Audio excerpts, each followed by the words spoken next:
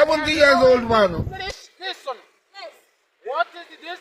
This is a book. Yes, Felicitas. What is this?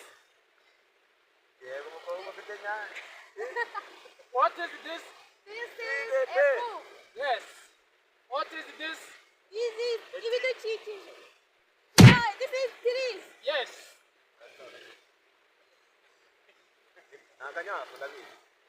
You boy. You boy. What is this? What is this?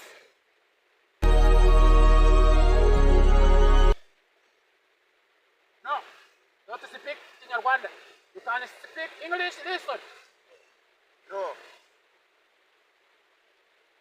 You can speak English. Listen. Speak loudly. You can speak English, speak loudly. Ubundi bimenyeshuri byabaye gute? Ariko This is student. Mwabaye gute? ndizene. This student mwaraye gute?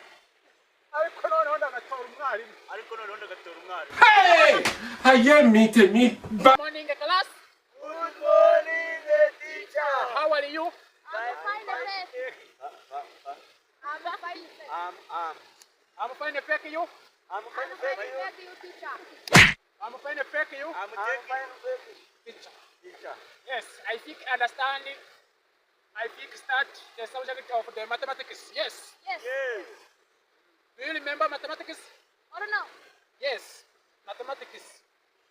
Yesterday we studied 1 plus 1 equal. 7. No. If 1 plus 1 equal 2. Zero. Ubundi ikinyeshuri wowe wambaye n'umupira usa n'umwarimu kumva. Not to speak Kinyarwanda.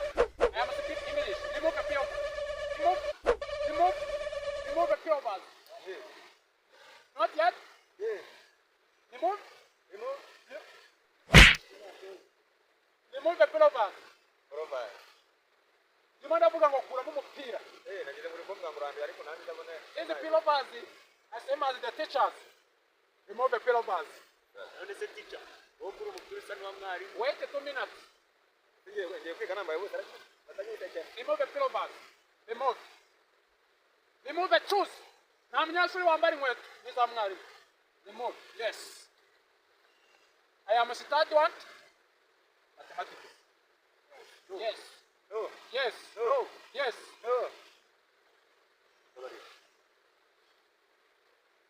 1 times 0 equals 1. 0. 1 times 0 equals 1. 0. 1 times 0 equals 9. no. When we say all number times 0 equals 0. Umubare wose uteranye ukubye na 0 uba 0. Ubwo nawe ukubye na 0 waba 0. Ubu nawe nkukubye na 0 wahita. Ntabwo yaba 0 wese.